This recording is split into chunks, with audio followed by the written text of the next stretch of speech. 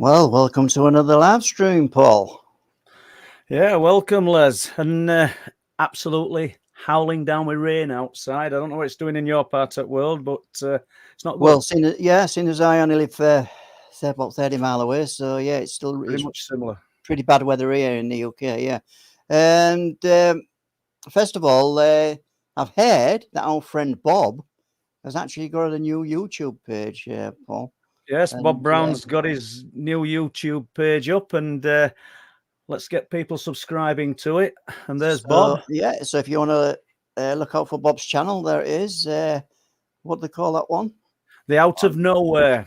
And The Out of Nowhere, yeah. And so yeah, give him a lot of love and give him a few likes and subscribes, and I'm sure we'll get Bob's channel off the ground. Absolutely, yes. So been a busy week, Les. Absolutely full on, not unexplained related. Lots and lots of things been happening and doing, and but no complaints. And an amazing guest tonight as well. Absolutely, really looking forward to speaking with this guy. Lots and lots of interesting things to share with us. Yeah, and we're going to thank everybody for all the support tonight. I can see there's a few people in the chat, Paul, have come onto this live stream tonight. I don't know if you want to go through. Can you see any names on there? You want to shout? Yeah, and apologies because I know I'm going to miss names here because I can only see a short list. But we've got Disabled Welshman, Ralph Winter, Choc Ice and Chips. What a name, yeah. Simon Riley, Diane Farrell, Steve Tees, Rivington Pike. That's Lee. Rebecca King, Wendy Rose, Margaret Webster, and Vince Tomlinson, and it just goes on, but I can't see them. Apologies. Yeah, I've got Al Durham, 5 past midnight, Joan Thomas, Wendy Rose, Jim Smith, and Patrick Daniel. Did you say Rebecca King? She's in the. She will be there, and then Steve Patrick, Trees. Yeah, brilliant, and thanks for all your support. So, without further ado. We won't waste any more time. We'll bring our guest on for tonight, and when any questions come in, Paul, I'll be back on screen. And before you do, let's remember, people in the chat, let's have questions in capital letters, please, for Dominic, and as many as you want to fire at us. Let's tax his brain tonight. So yeah, all good. Okay. So I'm here. Excellent. And as you can see, with What Lurks Beneath, and this is Dominick Nanocchio. I've got to get that one right. And he's got an incredibly popular YouTube channel, What Lurks Beneath, as well as the author of The Big Book of Monsters. Dominic, welcome to Truth Proof. It's a pleasure to be here, man. Thank you so much for inviting me. What's up, everybody? Yeah, hope you guys are having a fantastic day, evening, morning, wherever you guys are at. Well, here in the UK, we're evening, but all good, to be honest, Dominic, and I'm really looking forward to what you're going to share with us. But before we jump to some accounts of the strange and unusual, how did you get into this subject? Yeah, so growing up, I've always had an interest. I don't want to, that sounds so cliched, like I've always been interested in the paranormal, but I definitely found myself as a kid, definitely watching those paranormal shows where it's like a fan, they bring on the fan. This is like pre-Paranormal Witness, so like early 2000s. I'm sure many of you out there probably know what I'm talking about. They would bring families on. They would talk about like their experiences with hauntings and stuff, and that just always intrigued me. But I never like really took it seriously until probably to when I was a little bit older in my 20s. My mom was a big advocate for the whole like cryptid thing, for sure. She was always really into Bigfoot, and she'd always tell me like these stories that she would like find and read. And I remember she like really got into David Paulides and his Missing 4-in-1 series, and just how very interesting that all is. And of course, he's had his books out now for quite like almost 15 years now, if not longer. Yeah. And so I remember like back, I think a lot of it really kind of started in like 2013. At the time, I was 23, so I'm 33 now. I was interning at this place where basically you kind of like build computers, and I think you donate them or something. I don't remember their whole gist, but they were probably about 45 minutes away from where I was living at the time. I'd have to take the bus to and from. And during that commute, there was one day where I was sitting on the bus, and I'm like, I want to read some Bigfoot stories. Like, I don't know why, but it kind of just clicked. And so I remember I found myself stumbling onto like BFRO and just like reading people's accounts. And it was just so fascinating to me. And I remember within the following year, I started getting like really into like, Destination Truth with Josh Gates and like finding Bigfoot. And just, again, it was really, really fascinating. And so I was kind of like, okay. And then in 2014, I kind of like discovered the concept of a dogman. I never even heard of such a thing before. And I was like, what? This is a thing? And that's obviously when I discovered Vic Cundiff. And so, I kind of just ingested a lot of that for a while. And then fast forward to about 2017, 2018, I had moved out to a very rural area.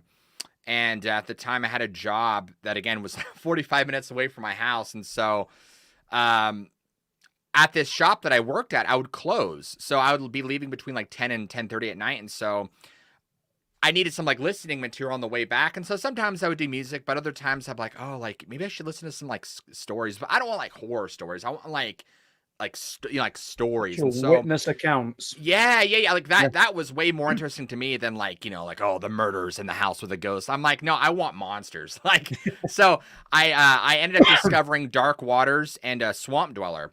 And I kind of just started like listening to them for like months, like on my way home. And like, I couldn't get enough of it. And then like, I remember one day I was driving and I'm like, I could do this. Why not? I could do this. And I already had a background in audio production, like not as a professional, but as a hobbyist, because I've been playing music since I was 15. And so I've definitely dabbled in like mixing, recording, and I had equipment. And so I was like, I could definitely do something. I'm like, why not?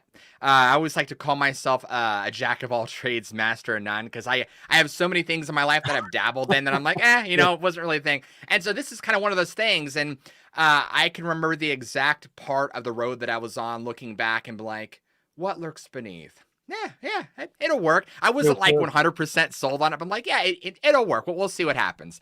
And so, I went home, started the channel, and I remember the first episode I did, I don't remember exactly what it was on, but it was like 6 encounters with like, I don't even know if it was a cryptid thing. I think I was just like reading Reddit stories at the time, and looking back, they were so bad because like I would just get the microphone and I'd be like, August 2018. I sat near the fireplace. Like, I didn't like know how to like do the thing yet. I didn't develop my craft, so I was like just reading. And the only thing I had on my side at that time was like I was looking around to see what other people were like narrating, and like Dogman was like really exploding at this time. And so I'm like, well, I'm just gonna like narrate Dogman stories. And somehow, I don't know how. If anyone's impressed, it's me. Somehow in like 5 months, I had developed enough of a following where like my channel had got monetized and it started to become like a side job for me. And I'm like, this is wild, man. So I'm like, well, I better like just start pursuing this more. And then it eventually took over to a full-time gig. And then fast forward, I'd been doing it for a couple more years after that, just continuously. And then we kind of got to about like the end of 2021, early 2022. And I'm like, I was just kind of getting, I don't want to say bored, but like I was really unhappy. I felt like just doing cryptid narrations over like a single still image was so like one dimensional. And I'm like, this is it. Like, I want to do more. I want to do a show. Like, I don't want to have, I'm like, my sandbox is too small. And so I'd already had experience being on camera just with other things. And so I already felt pretty comfortable. And so I'm like, well, why don't I do my own show? And I'm like, this is the perfect time, because at the time, Mr. Ballin had already begun. He was in the midst of exploding. So I knew that like being on camera and like telling stories was working well. You also had Bailey Soren, Kendall Ray, I believe, if I'm not mistaken for someone else. These are true crime girls. They do their makeup. They tell true crime stories. So I knew that format worked very well. So I'm like, I might have a chance of this. And I'm like, the only way to see, the only way to try is just to try. And if I fail, I fail. And so I started getting on camera. It started taking off. But at the time, I was killing myself, because like I'd wake up at 7 and I had to like limit myself for how much I had for each part of the process, because my end goal was to have a video out that night at like 6 p.m. So I'm like, all right, I can only spend this much time on ideation, outlining the script, writing the script, filming, editing, thumbnail, title, release. And so like I was doing this several days, and it was like, I'm like, I can't. So at one point or another, I scrapped up like a little bit of a budget, and I'm like, I need a writer to help me. And somehow, I have no idea how, but by the grace of God himself, I got on Upwork. For those of you who don't know, it's like the largest outsourcing website you can go to if you want to find people for things. And I put an ad out. I was looking for a writer, and get this, Josh Cutchin had like reached out to me through there. It was this, and I'm like, who is this guy? And turns out he's like this like huge bigwig very intelligent author. Like he is so renowned in his own right. And we started like working together, and he's like, oh yeah, I'm really interested in this. And so some of his first few scripts he ever did for me was like on the Dulce Base and like things with Yellowstone National Park. And he's been with me for a year and a half. And so sorry to butt in here. No. That's the long No, version. I'm happy to sort of go down this line a little bit longer. But the writer, you I take it you're taking actual first-hand accounts and narrating these accounts. So there's nothing created. They're all true accounts that you're dealing with, or true to what the witness is telling you. Yeah. So, well, especially considering with the older ones and like where we get them from. So obviously, like with Reddit, you can't really verify like Reddit, stories. But fortunately for Josh, he has a lot of like resources in terms of like getting accounts that are off the internet. Perfect example for anybody who out there who wants to look into it is Albert Rosales. He has a massive humanoid encounters database that spans back to like the 1500s to like modern day. And so Josh is apparently, of course, like good friends with them, and he has full like permission to like just go and use any account. And these accounts are anything from like a paragraph to like a whole like, essay where in terms of like documentation. Some of it's really vague, some of it's very detailed. It's all over the world. And so he'll use a lot of that. There's also a lot of historical documents he'll find in like books and stuff. So we really try to utilize a lot of those. Also, I try and like utilize a lot of witness stories that I've like got sent to me, or that I find through other channels that I could share with. And so, yeah. So before we jump into some of these incredible accounts, and I know you've got lots. Have you any experiences from childhood or your family of your own, not necessarily cryptid related, just unexplained? Yes. In fact, I had, I don't know what you want to call it, but it was an experience with something. I want to say, I don't even want to say it was a spirit, but it was energy. It was something strange. I don't know what it is. So this is back in 2017. And as I was at my parents' house at the time, I was staying for a couple days. And the way their layout is if you go in through their front door, you can go straight down the hallway right to my parents' bedroom if you just walk straight. Now, when you get right to their front door, if you turn to your left, there's a bathroom. If you turn to your right, the hallway keeps going, but it stops. So if you turn right, there's another guest bedroom this way. And then there's my guest bedroom this way. And in my guest bedroom, I had a bed that I would use, obviously, when I'd come and stay. And then I'd have a computer desk and a laptop. And so at this time, I was in my room. I was sitting at my computer chair at my desk, and I was engrossed in something. I had a fan, by the way, which was off. This will come in importance for a minute. Yep. When it was closed. And so I'm sitting there, and I remember I was engrossed in something, and I got the like thing that I'm like, oh, I'm like someone's looking at me.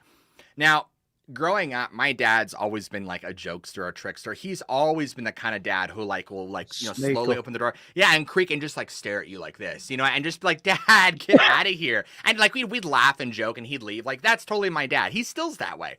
And so I immediately was like, oh, it's my dad. And so I turned my chair around, and as I turned my chair around all the way to like say like, Dad, buzz off, I see the door is completely closed. He's nowhere around. And as soon as I turn fully around and I see that, the thought hits my mind. I'm like, well, that's weird. But before, like right as I finish that thought, maybe not even a second later, I feel this obvious like gust of wind come at me. And I'm not talking like a whew, I'm talking like a continuous breeze of air come at me. It wasn't hard, but it was enough where I'm like cold. It wasn't ice cold, but it was like, it was a little cooler, but it was like more closer to room temp. It was an obvious breeze. And as it's happening, I'm like, this can't be happening. And I remember looking down, I was wearing shorts at the time, looking down, and I could see the hair on my leg like moving and reacting. So I'm like, okay, this is weird. The fan at the time, off. The window closed. There was a vent underneath the bed. There's no airflow. Nothing could explain this air that was directionally coming at me. And then within 2 seconds, like this has all happened within like 3 to 5 seconds, I just felt this like, I guess the best way to describe it is being enveloped in like this aura of like static electricity. It was very odd. I didn't feel like, demonic forces. I didn't feel fear. I didn't feel like none of that stuff. I didn't feel ice cold. It was just energy. And fun fact, when I was actually telling my photographer friend about this, he had an experience just exactly what I'm describing. And he had an almost identical situation where he says that a spirit like walked through him. And as I'm telling him this, he's like, that's exactly what I experienced. So I'm like, interesting. So, I don't know what it was, but interestingly, like after that ended, the whole like aura being enveloped was probably like maybe 5-10 seconds. And then it kind of dissipated. Interestingly, like later on, I told my mother about it. I was like, yeah, I had this weird thing happen. I don't know what it was. She's like, oh, well, that's odd. She's like, the night before, I'm pretty sure it's the night after, because I'm trying to remember if I told her that night or the next day. But she had claimed that, like, apparently the night before, I believe, is that this shadow entity had actually come up out of her floor. And at the time where I was sitting at my desk, there's a wall right here, because my bed's right here. And on the other side of the wall is my parents' bedroom, where their dresser is and their bed. And so I'm like, I don't know what it was. It was a weird thing. Now, if we go back in time a year prior, my parents were actually living in an apartment because they had moved at the beginning. Was it 20? No, it's beginning of 2016. So that encounter was 2017. So the thing I'm about to tell you, I think was like 2015. So I was dating my wife at the time. We obviously weren't married yet, and this is a time where I was still living at my folks' place, and I had my bedroom at the very end of the hallway. And how this layout was, it's like, you come in, you could turn left, go down the hallway, and as soon as you get towards the end of the hallway, you can go straight to like a storage room. Right here is my bedroom, and like right here is a mirror, and then my parents' room. So my girlfriend and I, or my wife, we were sitting at the edge of the bed just talking, and my dad comes down the hallway and he goes into his bedroom. Like right, no big deal, it's whatever. And we're just still casually talking, and then he comes out and he's completely changed his outfit. Again, I didn't think it was too weird because, he does change his outfit sometimes. And so, like just getting ready for the day. Yeah. And at some point, we go out to go talk to him for something, and we notice that he's in his other outfit. Like that he went, and we're like, what? We're like, why did you change back to your clothes? Like, what do you? And he looks at us, he's like, what are you guys talking about?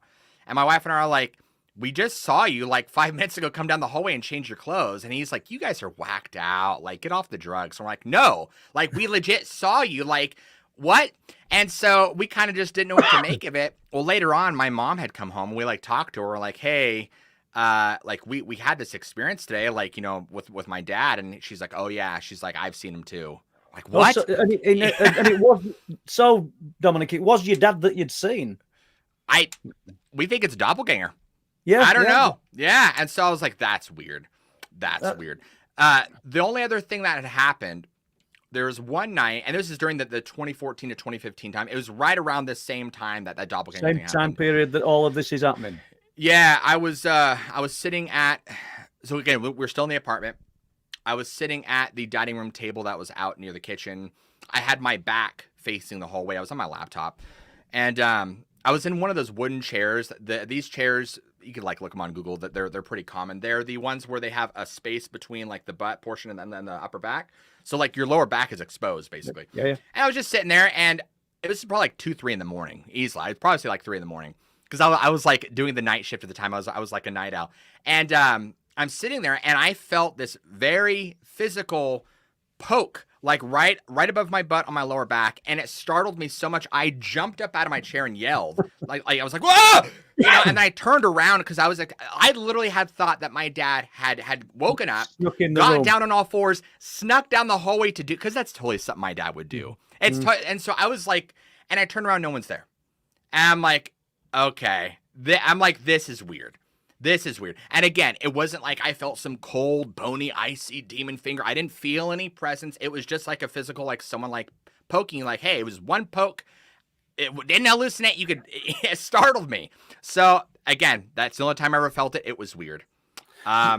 And you talked about the static that enveloped you for I don't know how long you said it were, 4 or 5 minutes. Like 5 maybe. Seconds. Yeah, it was weird.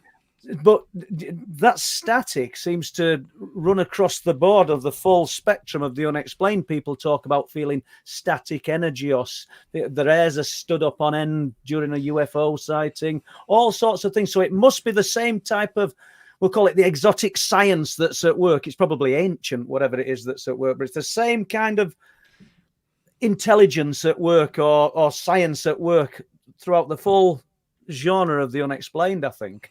I don't know what your views are on that. You know, I think that's, I talk about this with a lot of my researcher friends and just people who are like eyewitnesses. I'm like, all of us in the field, no matter how well versed we are, no matter how much we're all just like, we have these really well thought out hypotheses, but we don't actually know for sure. And that's what's so frustrating. It's like, well, based on this data and this data, here's what I'd come to conclusion of. But you're like, but I'm still missing this whole other 3/4 of the puzzle. But it's like, I think what a lot of us understand is, okay, there seems to be some, this is what the data points to, is that there seems to be some sort of cover up to the general public knowing more about this stuff. For why? Nobody knows. Nobody knows. Obviously, cryptids tie into that because I've heard, and I'm going to get to answering your question. I'm tying this in. That's fine. A lot of people, obviously, we tie the cryptid thing into it because I've heard of countless stories that actually have never aired on my channel or anything, but just that I've read personally where people are hey, I shot and killed this thing. I blew its head off. I found it dead, whatever. And next thing you know, excuse me, sir. Hey, we know that we found this on your property or that you have this picture. And people are like, who the hell are you? And they're like, yeah, well, if you don't want your kids to disappear, you better just forget about it. They're like, what? And then they go to talk to these people and they're just gone, vanished, just weird, or their property being surrounded by unmarked government vehicles, just weird stuff. It's this is straight out of an X-Files episode. We are legitimately living in a season of the X-Files is what it feels like. I don't know. I don't know why. I don't know what. Now how that pertains to the whole, what you're saying with the energy, I think it's all connected. I don't know if there's a certain frequency or vibrational field that these things operate on, and we can't perceive that visually, but we can with our other senses. Yeah. I don't know. I think a lot of us have really good theories, because a lot of us bring different backgrounds to the piece, but we're still trying to figure it out. I like that you say we're all sort of feeling round in the dark. We've all got theories of this, but there's a lot of what ifs and could it be, and I've changed my mind over the years. No doubt I'll do it again, because you find something else out and it just sends you off in another completely different direction. At the moment I'm coming to the thought that whatever it is could be the same intelligence influencing everything.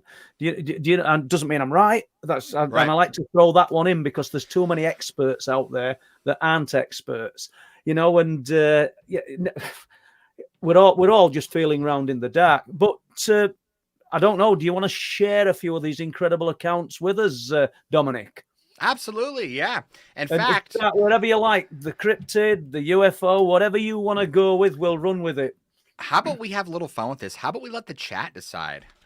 Listen, I'm gonna make it easy. I'm gonna actually pull these from my own source here.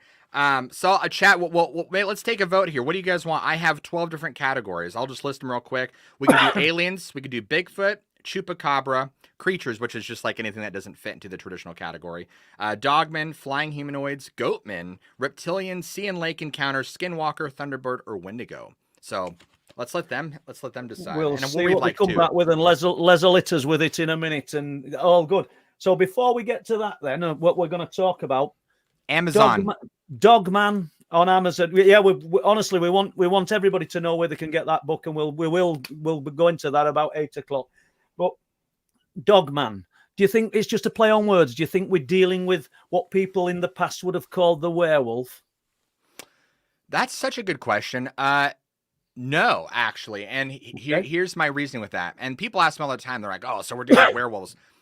Hold on here. We need to step back and separate some things here. First off, you have traditional werewolves, right? Right, the Loop Guru, right? The what we know as the traditional werewolf. These are human beings that we know that are potentially imbued with satanic power of some kind, either through a blood ritual.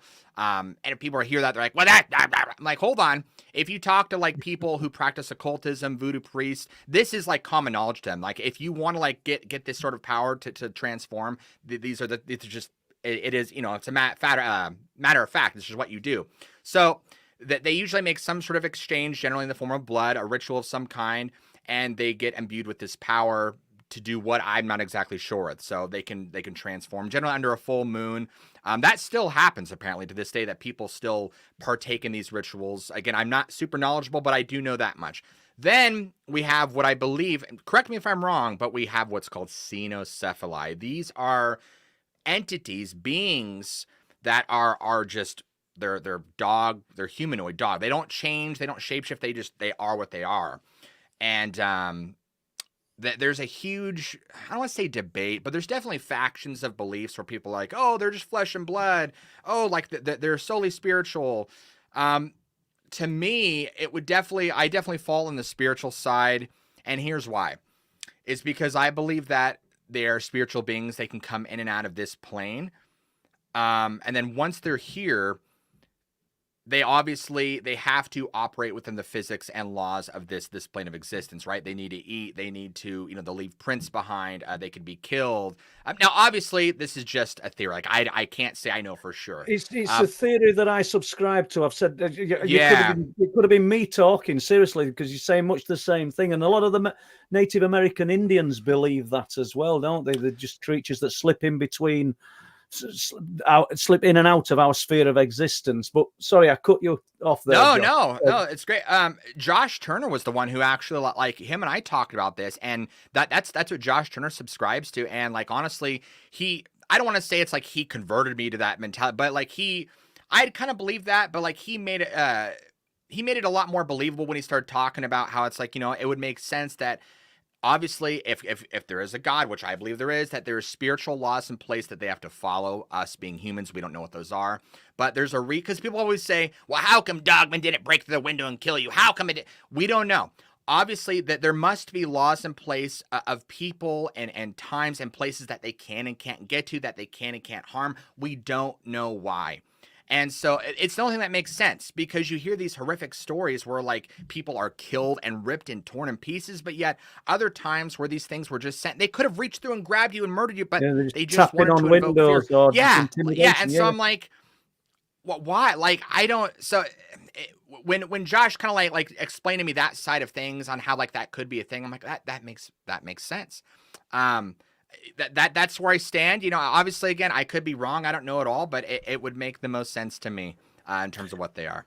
Okay, so I think Les must have an idea of what we're going to fire at. And thanks for putting the call out there, Dominic, to the people in the chat for discussion points. And I think the top of the pile must be Dogman, followed closely by UFOs and aliens. So let's do it. We'll do Dogman and then alien. All right. Okay. The people have spoken. Let me go ahead and thanks, Les. Yes, we'll pull up a Dogman one.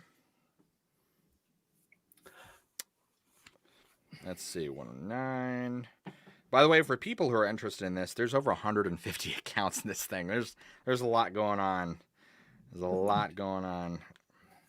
See, as I'm getting this, I wish this is the book that I always wanted to read.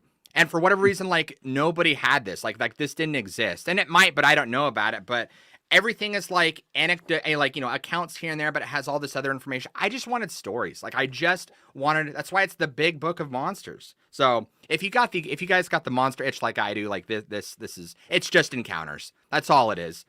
Hold on. I think is this the one I'm thinking of? I think so.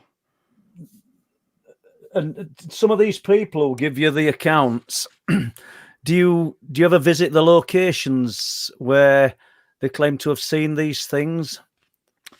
I actually haven't gone on any locations. No. It's no. I'm not. Not everybody does. No.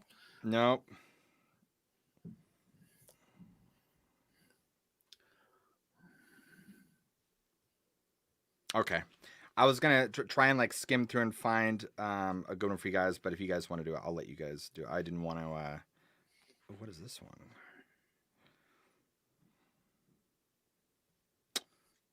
So I want to make sure I find a really good one for you guys. They're all really good, but we've got quite a lot of time, so you know, okay. I'll pick one. We're just going to start on encounter one. Yep. Here we go. This one is 2 pages. Okay. Here we go, guys.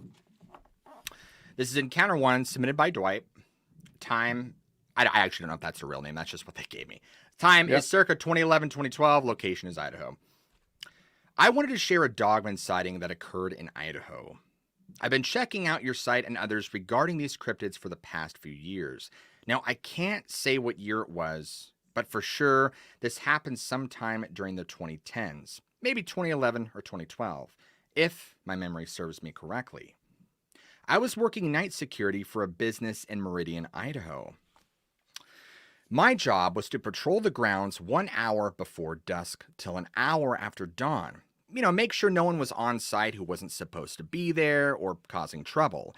The last thing you want when you're working graveyard shifts at businesses like this is homeless people sneaking into your lot because they see it as safe.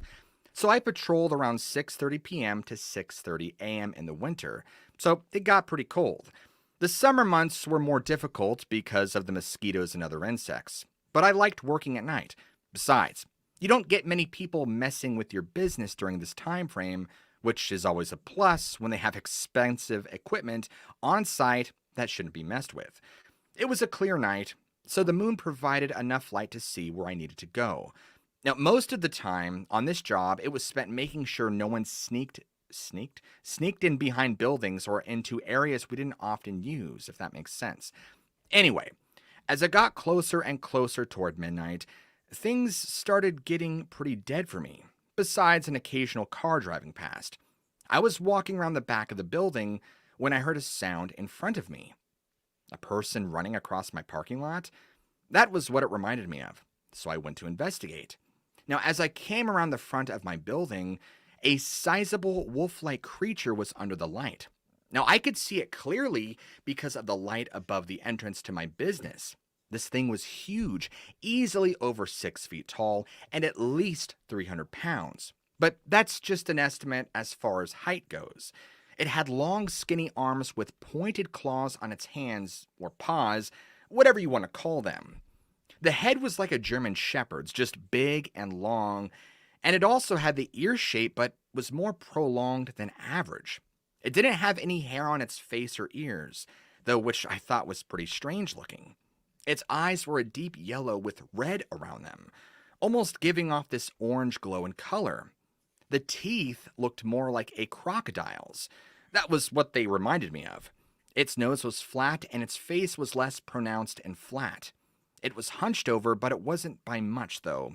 Its demeanor seemed very docile and calm at the time, not aggressive in any way, shape, or form, but I'd never been so scared. It seemed like I was looking for something and had not yet seen me. So I quickly ducked back behind the building as swiftly and quietly as possible, which was hard because my heart felt like it had jumped into the back of my throat, and as far as I knew, this thing might have heard me, or worse, seen me duck behind the corner. But nothing happened. So curiosity got a hold of me after a few minutes, and I could hear it sniffing the air. So I peeked back around, and it's still there, and it had turned its head toward my direction, but didn't seem to pay much attention to me. I know it sounds weird. I think due to the lighting, it couldn't see me. Then, from behind it, there came another one, this time a smaller counterpart. The two seemed to what I would describe as intelligently communicate with one another. Not talking, but using body language and these strange clicking noises. The big one kept looking back in my direction, while the smaller one paid no attention. I didn't know if they knew I was there, but I started getting very nervous. Every thought ran through my mind about being ripped apart by something that isn't supposed to exist. I needed to get out of there. So I slowly backed away from the building with the gun in my hand, ready at a moment's notice if they saw me and came after me. But it didn't happen, thankfully. And they began slowly moving back into an area surrounded by trees on the other side, away from the perimeter, and you could faintly make out the outline of them in the moonlight. Now, once they were entirely out of view, I ran back and looked at the camera feed to see if they could be spotted. And wouldn't you know it, where they were just off camera. Wouldn't you know it, they were just off camera. I felt ridiculous and ashamed at that moment. I realized that I'd have zero proof if I tried to tell anybody about this. And because of this, I've just not told a soul for the longest time. Even my family doesn't know about this. But I had to tell someone, so now you know. And hopefully it will help in your research somehow. That's the first one. Fabulous. And Dominic, do when you're putting these together for the channel, you're obviously feeding images into this as you're relaying these accounts, yeah? Yep. Yes, sir. Do you, whilst researching and whilst collecting these stories, do you ever think that you're getting influenced by the phenomena itself? Have you ever felt like there's something there, or you've more potential to see something because your mind's been opened up more to the fact that even though we've no proof that this subject is real, you can't have all these witness accounts. Let's assume that you've got 1,000 witness accounts. If just one of them's telling truth, that's all we need, and there'll be more. Right. You know, it's funny because I was just on an interview last night. It was the same question that was asked, and it's actually a really good question. Influenced in the way where it maybe opens me up to these things. I haven't had any more experiences, and in fact, there was last year when I had gone to the Josh Turner conference. I actually, because my flight was like so last minute, I actually had to. Sorry, that took me off. Yeah, I didn't expect to see that. Ruined my train of thought. Yeah, yeah. It took me off there. Anyway, I flew into like Kentucky, and I had to drive all the way to Paris, which is like 3 hours. This was like at 10 p.m. at night, and I'm going through like rural Kentucky, and so it's like it's dark, and yeah, and so I was like, I'm gonna have an experience. Never did though, but I'm like, when you're in it, like you're like, oh my gosh, this is where this kind of stuff happens.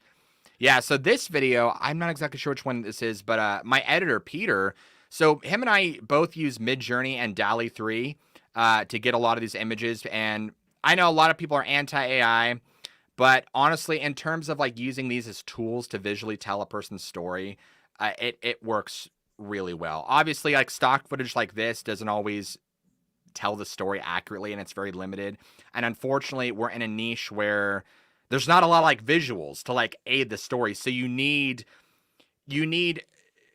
some sort of aid to kind of help move to create the cinematic experience. So when I think it really comes into play, like, and that's used in a bad way, is people will make AI, which I've seen in Facebook groups. People like create AI images and they're like, look what I found, an 1800s image of a man sitting next to Bigfoot. And like, if you can see the hands are like clearly deformed. And like, if you zoom in on a Midjourney image, it like doesn't look right. Like the way the pixels are, it looks. You'd have to like zoom in and see, but I could snip it out any day. Yeah. And there's definitely some like. Sorry, go on. No, I was just saying that especially Midjourney has very specific aesthetics in its model that like trust me, I've created all sorts of cryptid stuff with it. I could smell it out from a mile away. But unfortunately, a lot of people don't do it. That like they don't use the tool, so they just see these images and they're like, "Oh my gosh!" And it's like, you know, there is a lot of these 1800 pictures. I saw one with a Thunderbird, and everybody's going, "Wow!" You know, this it's incredible because it's sort of kind of monochrome and really old looking. And yeah, so it's really just the context. It's the context and how you use the visuals, that for sure. But is it becoming that good that people? Is it just the gullible that can't tell the fake, or do you think even the experts, the people using this new technology, this new method, do you think they'd be able to tell? Actually, I'm going to pull up an image for you right now on my phone. Okay. Actually, if you feed Midjourney the right thing, it can create images that you actually can't distinguish, and that's why I'm like. I don't say it a lot to people, but when I do get a chance, I always help them. I say, listen, when it comes to photographic proof, you can't believe anything anymore. It's too easy. Go ahead. It's crushing the chance of actually getting any tangible proof, really, isn't it? Because now we've given the true skeptic stroke debunker is always going to have that avenue where he could say this could be CGI. You know, it's fake, and we've not got a leg to stand on because somebody somewhere might actually get the real deal, and we're always going to have that element of doubt, aren't we?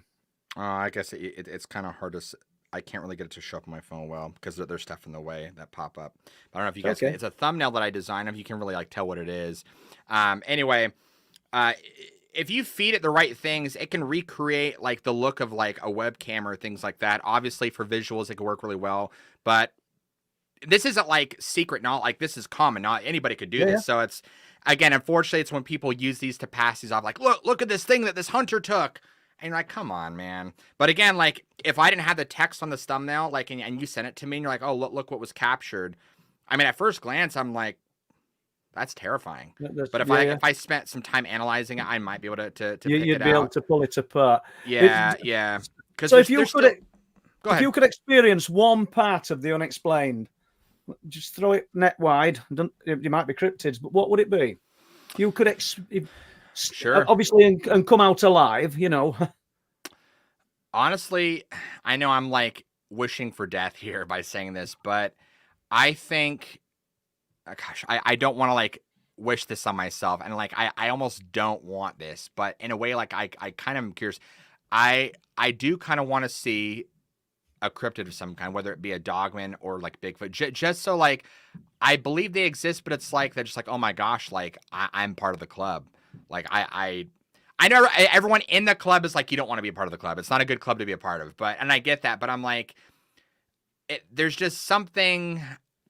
I'm at a loss for words on how to describe it, because it's not so much that I'm like, well, I need proof. It's like that I wanted to be able to have that. Here's why. Okay, here we go. I want to be able to have that experience, even though it might be emotionally taxing and potentially traumatizing. I feel like having that sort of thing would be a really easy way to relate to other people who've had similar experiences. Yeah. And I will be 100% honest with everybody. Sometimes I feel really guilty when I talk to some of these people, when they're like, hey, like Matt Emsch, where he's like, hey, I've had this traumatic experience and all these things happen. And I'm like, I can't really relate, because I'm like, the only thing I've had happen is like energy around me. So I'm like, I can't understand it. It's literally like a trauma victim talking to another trauma victim and being able to relate at that level. Because again, you've got to have been in them shoes, really, haven't you? To understand what they're going through. But do you sometimes feel like you are actually counselling people to some degree? Not because, and if you haven't had the experience, it doesn't mean that you can't talk to them, because a lot of time it is a release for people to be able to share that knowledge or that experience with someone else, someone who's not just going to roll their eyes and go, yeah, and just grin and walk away. Right. Yeah. I see Chalk Ice and Chips here had actually a good point. He goes, AI photos and videos can be easily debunked by using AI. That is correct. Unfortunately, the majority of people who get fed these AI photos that they're told are real don't do that. And so that was kind of my point, is like, it's only the like us, like researchers and people who like really take this stuff where it's like, okay, if I get something, I'm going to like, first off, I zoom in and I look for pixel inconsistency that you could easily see between a real camera, a trail cam, GoPro, a DSLR, whatever you got versus like Midjourney or DALL-E 3, that you can tell the difference. So I look for that. Fortunately for me, no one has tried to like reach out and send me a photo that was like AI generated to claim it was real. But like I said, I do see it in Facebook groups where people don't take the time to like zoom in and check it out. And they're just like, oh my gosh, that's terrifying. So yeah, that is what it is. But going back to the relay thing, like we were talking about, the trauma. Yeah, as I was saying, it's not so much to like believe, but it's like, yeah, just being able to relay and being able to know how to help like emotionally, or help these people navigate emotionally what they're going through. Because if you think like coming on here and talking about your experience, it is hard to do. It's hard for some people. And so, yeah. And I think, and particularly with the cryptid phenomena, I think it's harder than the others. I think the UFO accounts and experiences, although people still haven't got an handle on what we're dealing with, they're a lot easier to talk about, because more and more people now are accepting the fact that these things are entering our sphere of existence, are being seen. But the cryptids, I still think it's a way behind, even though it's immensely popular and there's an avid interest. And I think it's simply a part of the reason is it's one of our deepest fears. When you see something like what Les put up on the screen earlier, I mean, I can't think of anything more frightening than seeing something like that, and it's terrifying. This is the stuff of nightmares, as people would say. Yeah, it's funny you mentioned that. So I have gotten shown a few things. Actually, so I got a question last night. This segues perfectly. Is someone had asked, have you ever seen any cryptid evidence? I don't know if it was that made you believe or that scared you. I don't remember the specifics of the question, but it was something around along those lines. I've gotten sent stuff throughout the years that I've never shared publicly on my channel. That was kind of just meant for like my eyes only. And it was, I want to say it was like within the last year or so, for sure, since I got on camera. And I don't know if they emailed me a link. I don't remember what it was. I'd have to try and go back and dig it up. It was a video of what looked to be some sort. It's probably one of the only videos that like scared me, because I don't want to say like scared me, but I'm like, oh, like that's kind of like, I don't know if I want to keep watching it. It was what looked to be some sort of bipedal like wolf thing with its mouth open, teeth, and like it was like walking along, but there's trees in the way. Someone was obviously filming this thing from a distance, so it was like zoomed in, and of course it was like a little pixelated and blurry, but there was enough detail that you could see like, okay, like this isn't like a costume. This is like a real, like it's an animal. Like this is terrifying. It wasn't very long. I wish I could remember who sent it, but it was like one of those things. I'm like, oh my gosh, like, and I've gotten other photos and things. And were you kind of sworn to secrecy with that one? You can't put it out. I want to show you this. I probably could. I could probably like probably dig it up and find it. I don't know if that one in particular was like, hey, you can't show this to anyone else. There are a few that are like that, but I haven't got like. If anyone's like wondering, I don't have like anything stowed away in the vault that I'm like, this is the definitive proof that'll prove everything and I can't ever show. I don't have anything like that. But I have got sent like videos and like images that are a little bit better than like what the stuff you can like find online. But the issue is, it's like the reason why I don't ever publish it is because number one, well, it really comes down to like two things. The first thing is that you can have like, okay, that is like 100% like that is it. But unfortunately, it's like 100 yards away. So when you have that kind of situation, people are like, it's a hoax. It's a hoax. It's a hoax. What are you doing? Why are you pranking us? You've lost all credibility. So you have that. And then you have the other aspect where it's like, let's say I have a DSLR camera and this thing comes out of the woods and I get a shot of it from like 20 feet away in great lighting. And it's like, oh my gosh, this is the clearest picture like that's ever existed in public. Well, you put that out there and guess what? Now it's too clear. It's too conveniently shot. That's an obvious hoax. So it's like, you really can't win either way. That there is going to be no photo or video that comes out that people are like, yep, that's it. They exist. And it's like you have the people who want it, but they don't want it because they'll never believe no matter what you put in front of them. And then the real evidence that people have had, like actual like body parts and heads, well, that gets confiscated and it doesn't ever make it to public eye. And I know people don't want to hear that because like, well, that's a lot of blah, blah, blah. But, and how is it getting? It's not as daft as it sounds. This question, Dominic, how is it getting confiscated? Is it because people are getting a knock on the door by some unknown agency, and that's how it's been removed? And if so, how do they know that they've got these body parts of these creatures, or is there or is it simply because somebody's got this and they're a bit too vocal and some agencies just come in and taking it? Again, you got great questions, Paul. I think it's a mixture. I've read stories where this one comes to mind immediately. I think it was a gentleman in Kentucky. I wish I can tell you how many years back it was. It was sometime between like the 70s or 80s and now. I probably more recent than later. Yeah. He had shot a dogman and killed it on his property. I think he was getting into his chicken coop. He had shot it and killed it, and within like an hour's time, I think it was relatively fast. Like an unmarked black chopper came. They confiscated the body. He had people show up all around his property, tell him not to talk about it. You know, we're going to make you disappear. Don't you just forget about what you saw, and just weird stuff like that. Again, very X-Files, and I've had multiple stories like that. There's been others too where people have supposedly like they have heads or they have skulls, like just miscellaneous things like that.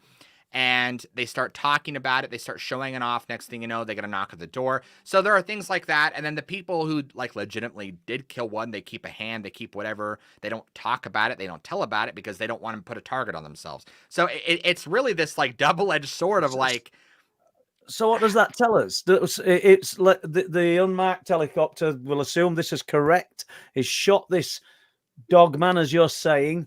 Does that mean that somewhere in officialdom they know where these things are at all times? And let's play with the idea that these things are slipping through into our reality and instantly they know. Or are they somehow man-made, manufactured, or creatures? Do you know? Because I'm just trying to get my head around how they could know. Well, here's I have a take on this, and I don't know that I don't know if they have I don't know what. You're right, because that doesn't make sense. It's like how would they know?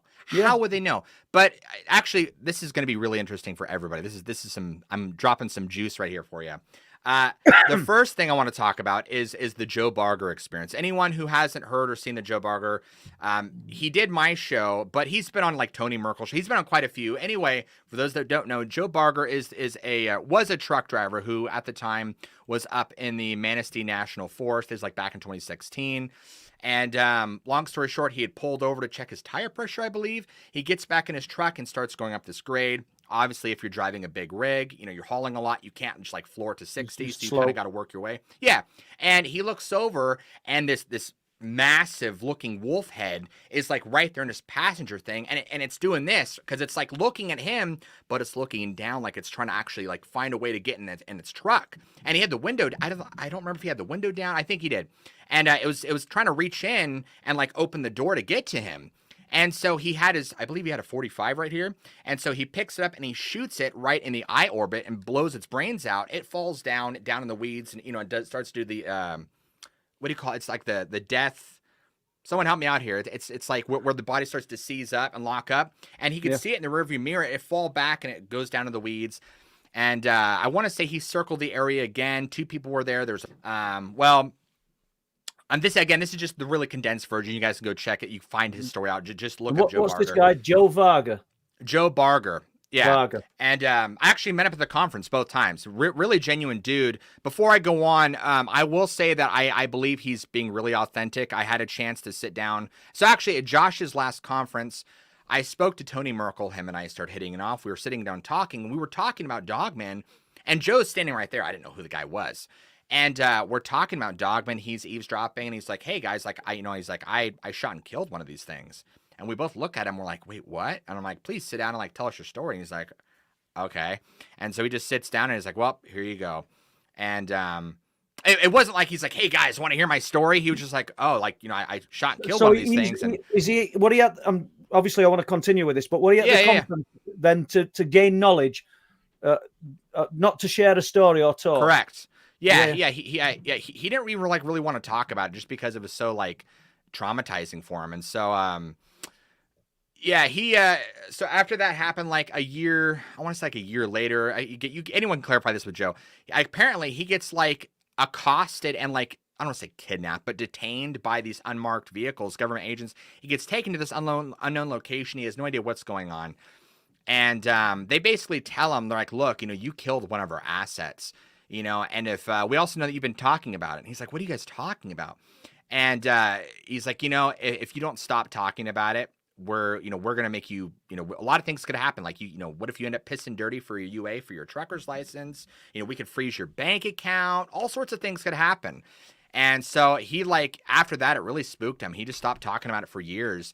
And I think that's one of the reasons why he had gone to that conference. Because I remember him telling me just person to person, he's like, "You know what? I'm not going to be I'm not going to stay quiet anymore." He's like, I've been silenced enough. I'm not going to be scared and extorted into not telling what needs to be told. And so I was like, right on, Joe. So anyway, that's one that would lead me to believe that that I don't know. Again, are these biologically engineered? I don't know. How would they know? And the terminology that were used, and you've killed one of our assets. Yeah, that would kind of tie in then with, I don't know, if somebody kills one or somebody starts talking about one or there's been some strong sightings, why they would get the visit. Because if it is somebody's asset, some agency's asset, as this guy's implying, then it would be tracked, wouldn't it? It would be traceable. So that kind of fits. It's fascinating. I've never heard that account. The other one, actually, while I'm talking about, I'm gonna pull up the video. I'm gonna actually recommend that people go and watch this. So this is a story, suppose like a legitimate thing that happened. And shout out to Josh Cutchin, because he's the one that researched this and brought it to my attention. We put it in a video. I'll show you guys right here. It's well worth watching. It was one of the most interesting stories that I've done, and it comes back. It's kind of like the Joe Barger thing. And here's what the video looks like. So if you guys want to check it out, I think I can pull it up here. It's this and one. this is on what Lurks Beneath. Yeah. It was published September. It's called Terrifying Encounter During a Secret Military Training Operation. And long story short, I'm trying to remember the details here. I believe the Mexican military was sent in. Maybe it was American military of some kind. I believe it was American. Was sent into a part of Mexico. I wish I could remember the name of it. It starts with a G. To investigate something. I think it was to rescue. Gosh, what were they? They weren't taken by cartel hostages. They were retrieve hostages of some kind. I don't remember the mission. Long story short, they make camp. I remember that supposedly like they had heard like these strange noises in this cave. They go into the cave. Well, turns out they're like chased out by like these reptilian beings, and they actually they're like shooting and you know there's killing going on. Well, apparently, I think they lost a couple soldiers if I'm remembering correctly. They get out of the cave. And literally, with like in a short amount of time, these unmarked helicopters show up, and these like Secret Service looking guys show up, and they're like, "Hey, we're acting on behalf of the Mexican military. Like, you guys, like you're basically off the assignment. Like, we got it from here." And they're just like, "Who the hell are you? Like, what?" And they're like, "No, like we have full authority to act on behalf of the government. Like, get out of here. We got the situation under control." Really weird. And apparently all the guys that were left on that particular unit, whatever the military calls that a patrol, I don't know, they all went off to do other things. And so anyway, the episode is primarily focused on that story. And it's supposed like a real thing that happened. And so, yeah, just wild stuff. It's fascinating. And I'm the visits after the encounters, the visits after the sightings. And like you've just pointed out, Mexico, all over the world, it kind of makes you wonder. They talk about aliens amongst us, aliens amongst us, the aliens that look like humans. And if we had got that, and we had got these people or these beings, these intelligences placed in high positions within government, in America, all over the world, they'd have a different handle on the knowledge. They'd know perhaps when these things had taken place, and that could be the reason why we're getting these visits. And we're doing it again, aren't we, Dominic? And I do it all the time. You do it. We all do it. That could be. I wonder if that's the reason. That's what we're doing. We're feeling in the dark because we're just throwing this out all over the place because we'll be hitting on the truth in some quarters. I'm quite sure. But yeah, there's a thought. I mean, as some of these agencies within the higher powers of government and places around the world actually non-human intelligence, and then they would know what were happening potentially. And I can see there's Les here now, and he's probably got some questions. Are we good for questions, Dominic? Sure, ask away. Yeah, well, I pulled a few out, and actually the first one is from Jojo, and it's for you, Paul, actually, this one. Oh, lovely. Paul, December the 16th, midnight will soon be upon us. If you recall, this was the date 2 years ago running. I heard a loud howling around Danes Dyke. We chatted about it. Will you be out listening and waiting on that night? I think we need to kind of make not a date. That sounds wrong, that, Joe, but you know what I mean. We have spoke about this. And without giving too much away, you're close to the location. And Danes Dyke, Dominic, is an ancient earthwork here in East Yorkshire, 2.5 miles that cuts Flamborough Head off from the mainland, and Neolithic earthworks. And we'll touch on earthworks in a moment. But there's been cryptid sightings around this area. October seems to be prominent. But December the 16th, it flagged up. It's flagged up 2 times. You correct me if it might be 3. And we have talked about doing some kind of visual sort of night watch in that area. Chances of it happening, as we know, the unexplained phenomena does not repeat to order, but we have got a repeater here. So I think it's worth a go. Yes, Joe, thanks for bringing it up. Okay. Thank you. So, Chalk Ice and Chips, how does Dominic pronounce his last name? Difficulty. But for me, easy. I'll make it easy for everyone. Think of Pinocchio, but with an N. So instead of Pinocchio, it's Nanocchio. Easy. And I did say to Les before you came in, I hope I don't say Pinocchio. I really did, didn't I, Les? But We haven't done. So that's all good. All good. And one I flagged up a little bit earlier, not so much a question, but Silver Fox, hello everyone, big up. I've also got his book, Excellence. Cool. So Thanks. big thumbs up there from Silver Fox. Fabulous. I mean, if it's got accounts in like we've been talking about tonight, it's going to be well worth reading. Okay, and another one, more of a statement from Al Durham. Welcome to the stream, Al. It's incredibly important that independent researchers share their findings with others. How important do you think that is, Dominic? I mean, yeah, I would definitely agree because again, look, everybody who has an interest in this field, from the listeners to the people like I would say like Josh Cutchin, Ken Gerhard, like the true people who are like they're like out there digging, and Nick Redfern, the dude who like writes a book in his sleep, like those guys. I mean, all of us, we're all doing the same thing. We're looking to piece together this large puzzle, and we're all trying to figure things out. And so I definitely think us networking and just sharing information is the best thing we can do. And ultimately the listeners benefit the most because they don't have to do all the dirty work. We do all that, and they get to just like, oh, okay, they can kind of piece things together, and you start to draw connections between things, and you start realizing there's more here than we ever thought possible, and a lot of it's interconnected. It's unsettling. Yeah. I will say that. Yeah, thanks for that, Al. Are you got anything to add to that, Paul? Well, no, it's kind of echoing what I'm saying quite often. It's all interconnected, and there's threads of the same strangeness running through everything. You know, this descent into the lower silence. You know, some people I call it the lower silence. Some people call it the Oz factor, but you can find it in cryptid reports. You can find it in UFO reports, and you know this where people experience everything's just gone quiet, and you realise that the science that's being employed, if it is a science of sorts, it's got to be, even if the intelligence that's employing it doesn't call it science, we do. It can't just target an individual, in my opinion, because if it did, if it could, we wouldn't get the reports of all the insects going quiet. Suddenly I can't hear the sea. It's not got the power to silence the sea, surely. But you know, and all the birds have stopped singing. So it influences the area around it. It almost puts us in this bubble of strangeness. Lots and lots of threads. The light form phenomena, it runs through it all. The flashes of light that people see.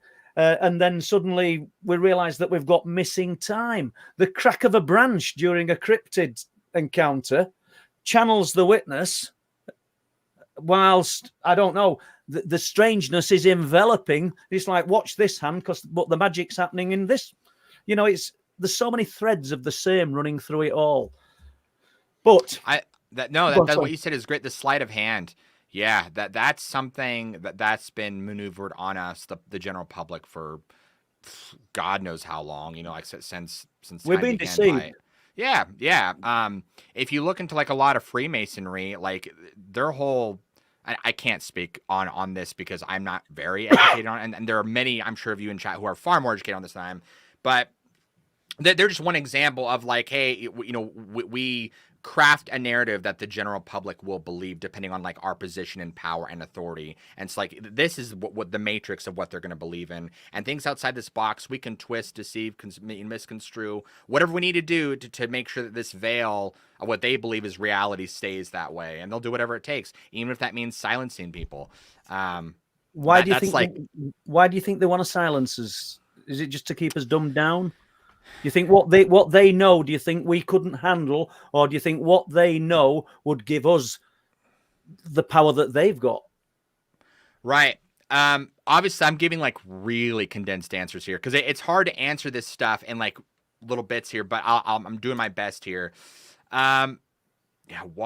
Because there's a truth out there that they don't want the general public to know about. Yeah. I think. And it's more than just one thing. You know, I know, like I personally believe that it really comes down to they don't want you to know that there is more than this life, that there is a God, and that there are these things that are going on. But I think it's also more than that. I think it also comes down to like just a societal level where it's like, can you imagine like if word got out that these things were in the woods, you would have mass panic overnight. If they announced the things about national parks, you would literally lose billions of dollars overnight. So again, it's a spiritual level, but there's also like the physical, there's the monetary nature of it. The nature. So it's multifaceted, and obviously, like again, that's really condensed. I would need like a lot of time to go in depth to each thing, but we can do that over the course of videos. So it's all good. So we'll just move on a little bit, and you've got another supporter here, Dominic. Mason thank Lawson. you, Mason. Yeah, I really like Dominic, and I have ordered his book, Great Christmas and New Year Reading. Oh, you'll like it. Excellent. You'll like it. Good reading. That's brilliant. So let's have a look then. I'm going to get a question from Nigel Logan. Do you think the government have trackers on them? I'm presuming the Dogman is good question. Kind of what we're talking about. Yeah. Again, this is where it's like, I don't know what other conclusion to come to, because it's like, how do you have, I would say in my entire life, I've probably read anywhere between like 20 to 30, listened and read, I'd say anywhere between 20 and 30 in which people have either killed, shot, had an experience, a horrific experience, mind you, of not just Dogman, but of some sort of alien cryptid being, and then was immediately accosted, threatened, detained, told to shut up, we'll make your family disappear, don't talk about it, and then that's not including like the video that I told you guys to check out, like where it's a story outside of my realm of knowledge. These are just like eyewitness reports and things that I've come across. So again, that's exclude like oh gosh, what is it called? It happened in the 50s. Oh gosh. I know that's such a specific answer. It happened in West Virginia. Come on, it was a big thing, guys. Why can't I think of it? Is it the do you mean where some other agencies come in and suppress things? Yeah, I think I'm thinking of the Hopkinsville. Yeah. I believe so. Yeah. And anyway, that's something too. The military came in, told a bunch of people don't talk about it. So there are like legitimate cases of that kind of thing happening, and then there's like just individualized eyewitness testimony. So but you combine that together, like there's some sort of orchestrated thing happen here. Now, to answer his question, do these things have trackers? You honestly, your guess is as good as mine, man. Nobody knows. How else would they know? I don't know. How would they know? Unless there's some other non-human intelligence within the governments of the world that actually know when these things are presenting in certain areas, and then they would have a handle on it, wouldn't they? And they're not forced to be telling. Well, they wouldn't be telling us. We wouldn't be privy to it, would we? And the people who are, or should we say, normal and human within power wouldn't perhaps get that knowledge either. It's difficult, isn't it? It's the ifs and the buts, and could it be, and is it? And we're all just feeling in the dark. You want to know something really intriguing? So this is a shout out to D.A. Roberts, because this is his theory, not mine. But it's really like, you think about it, like, oh my gosh. Correct me if I'm wrong, but there was a famous Bigfoot encounter that happened, like, I want to say like in the last 100 years. And I believe the gentleman's name was Bowman. I can't remember his name exactly. Long story short, they're up in the Canadian wilderness, and these two guys, like, one of them supposedly died.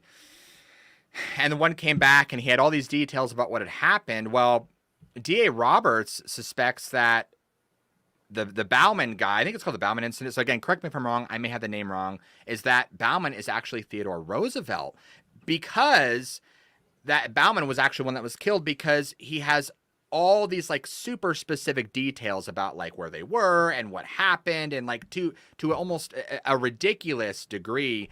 And it's like the only person that can have that kind of detail would be the guy who like experienced it. And so obviously, Roosevelt didn't want to expose himself because he had political aspirations. So he wasn't about to out himself saying like, yeah, I almost got killed by a monster in the woods. No, he kept it all quiet.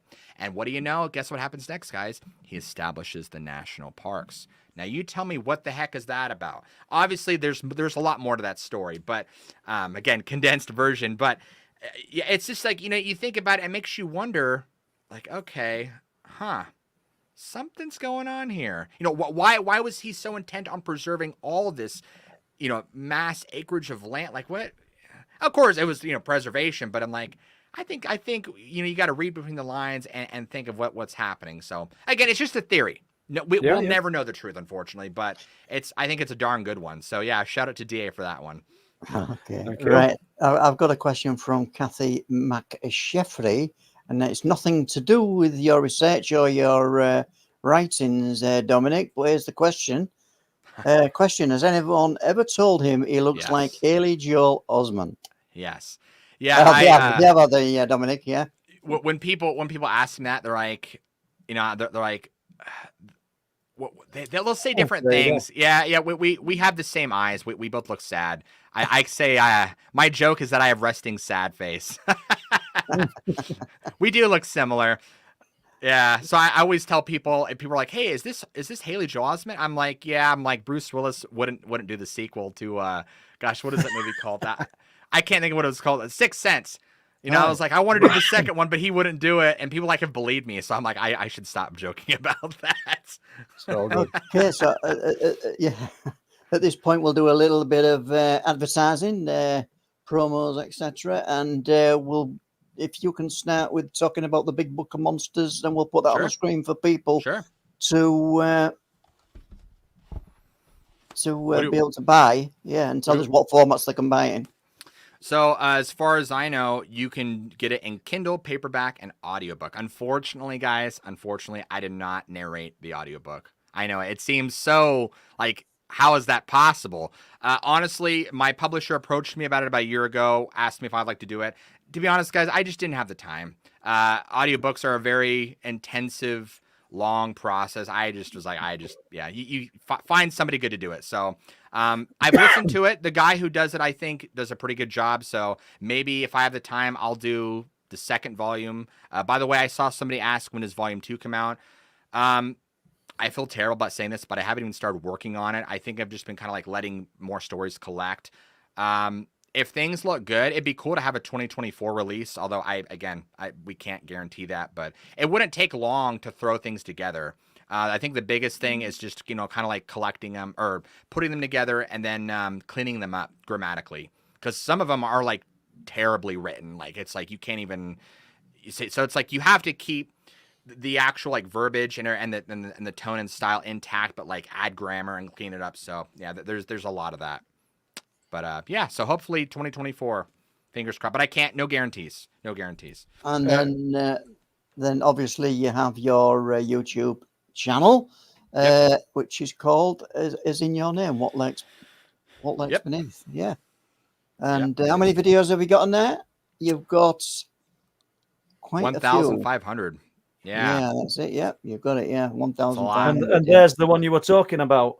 They were not trained. Yeah. Yes. Yeah. That one's wild. So that one right there, police reveal terrifying encounters within Oklahoma. That one's crazy too. So back in the 70s, apparently this individual had like this run-in with this dog in Oklahoma. It was supposed to be a true documented thing. Police got involved. It's been a while since I shot that, so I don't. You'd have to watch the video. But again, that's another crazy one. There's a lot of these like one-off events that I try to like package the video around that are just like wild. But there's not a ton of meat and potatoes to the story, so it's not like I could stretch it out for 30 minutes. So, but it's worth watching for sure. Okay, brilliant, thank you. And Paul, I think you've got a web page to advertise. So bring yours up. Yeah, there's the Truth Proof website, and it's not just for the books, it's for reports. And as I say, every week or when we talk about this, you'll find UFO cryptid reports that Don Lodge puts on for me and sort of runs the website, does a great job for us. And you'll not find them anywhere else in the world. If people want to use them, all we say is use them by all means, but please give us credit for where you've found them. That's at least you could do, because I've noticed that even some newspapers have been using them and never said a word about where they've got this information from. So there's the Wolflands DVD. If you want to buy a solid copy, that can be obtained from truthproof.uk.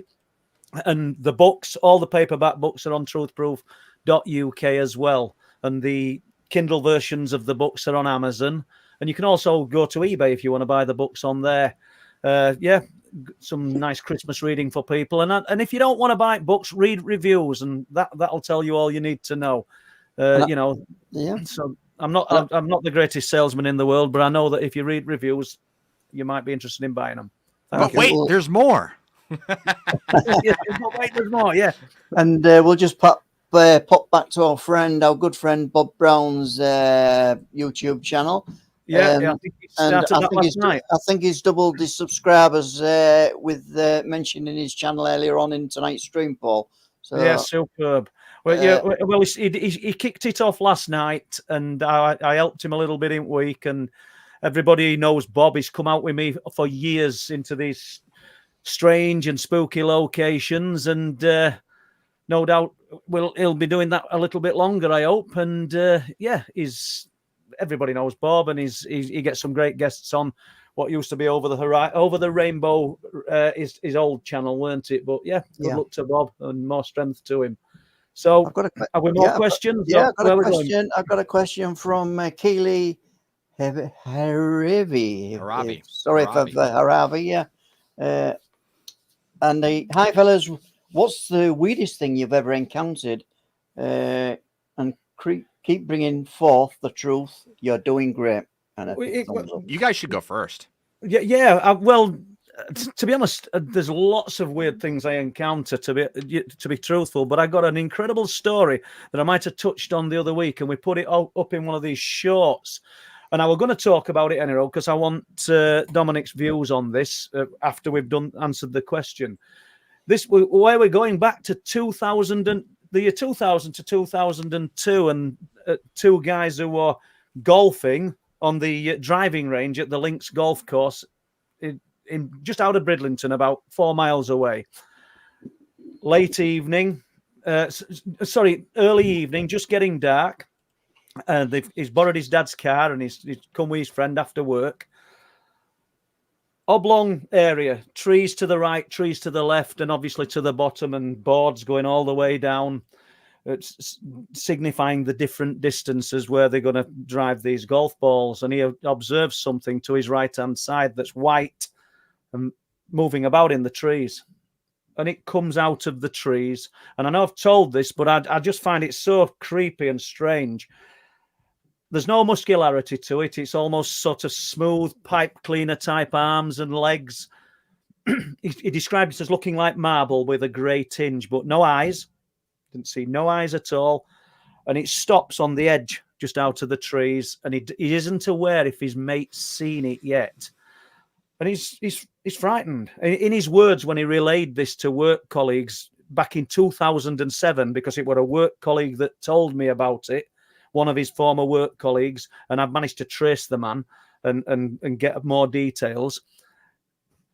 He said his mate suddenly said, who was at the side of him, "What the," and it'll start with an F, "is that?"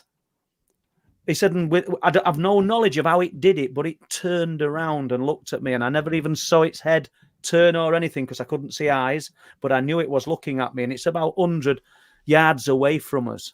So it couldn't have heard us because he whispered. And this thing just proceeded to move across the driving range and to the other side of the trees. And I find that really creepy because this particular area, Dominic, it's renowned. It's got cryptid sightings. There's what people call the ghost of a white lady that's seen there. There's rock anglers or fishermen that have gone down because it's very close to the sea. And in the night, they've observed the trees shaking as though there's some kind of chimpanzee, when we don't have them in the UK, that's sort of putting on a display and smashing hell out of the trees. There's been that reported. Strange howls, and Jojo, who came in with the question earlier, are we going to observe on the 16th of December? This is the zone. This is the area. So, yeah, we are going to do. So, yeah, that's the strangest one for me. How about you? Wow. That's wild, man. So obviously I touched upon like my paranormal, it is paranormal. But that was weird. But I as far as like the weirdest thing I've seen, I don't know if it was a UFO, but it wasn't a normal plane. So I've told this a few times, but long story short, it was actually, remember how I told you earlier in the podcast how, like, I was driving back home. I drive on this like long 45-minute windy road, and I'd listen to stories. Well, this actually happened around like that same time. Nothing like came out in the road. I didn't see a creature or anything like that. But I was driving along, and the road that I'm driving is very long and windy. It's about 22 miles from where I had to go to where my house was. And it runs parallel to a river. So you have the river on your left-hand side, and you have basically like the mountains on your right. And so like it's not like Colorado mountains, but it's mountainy. And it's mountainy enough that you wouldn't have a plane, or you wouldn't have a low-flying plane, especially at night. And so I remember I was driving, and what kind of like immediately caught my attention is I saw like, the outline of a it just looked like a two-person plane, just a standard two-person plane. I'm not familiar with all the aviation terms. So I don't know like what you'd call that or what model plane it was, but what caught me off though, it was that it was like low flying. They had no lights. It had like the red blinking thing, and again, it was really low at night. It was very dark. And I thought to myself, I'm like, well, that's weird. Like, why would there be a plane like low flying at night at this area?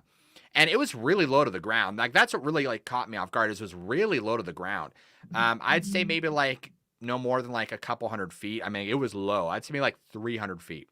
And it also like wasn't like quickly moving. It was almost kind of gliding. So it was moving, and it wasn't like doing this. It was just kind of like acting normal. And so I kept looking up at it. I'm like, why would they have a plane like flying this low at night? And then all of a sudden it just shoots off completely in a different direction and just vanishes. Like, it just blinks out of existence. And I'm like, that's weird. I wasn't like, I done seen an alien, but I was like that's, I don't know what that was. Like, that's weird. I don't think I immediately was like, it's a UFO, but I don't know.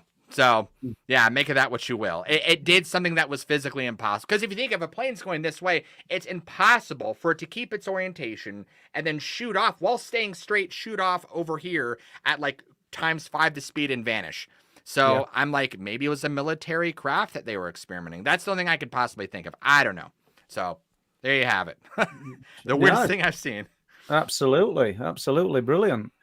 And I also need to add that I'll be talking at the Awakening in February 24 with Nathaniel Gillis, who you had on your channel recently, I believe, Dominic, and the Philip Kinsella, Mark Ollie, Barry Fitzgerald, and Steve Mirror. So, I'm looking forward to talking there.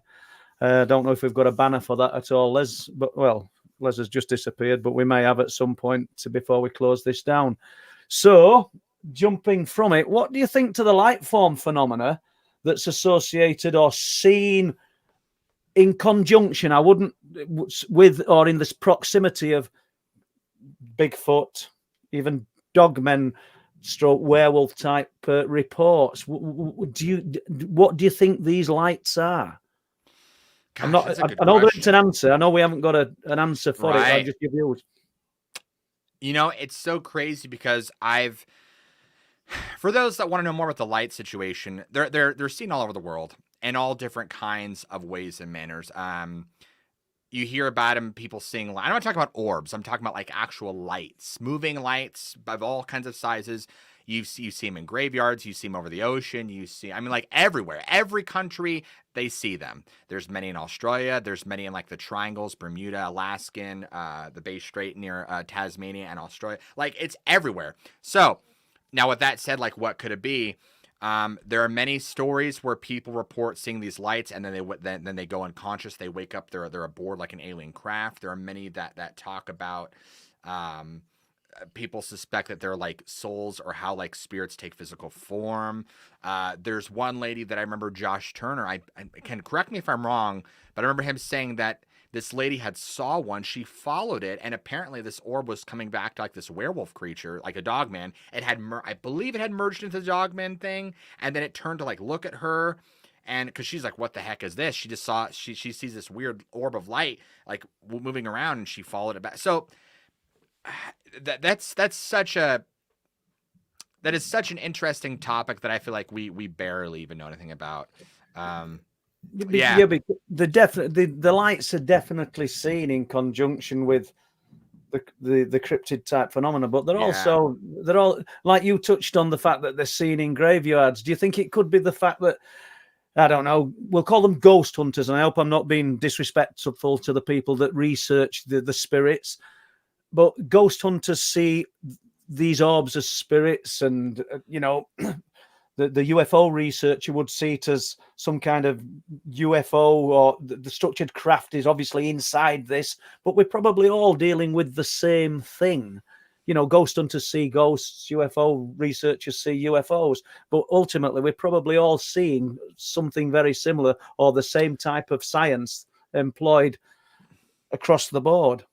Yeah, I would agree. As far as them being in cemeteries, I don't know, but what is also interesting is that there's other things that are related to that. Like, apparently people have reported that, saying that like dogmen apparently hang around. I knew you were going to say that. I was just going to say, what do you think to the thought then that the people suggest these things are guardians of the dead? Or I mean, this really comes back to all of us just grasping at straws, because like we have all this. That's all any of us are doing, Dominic. I'm not asking.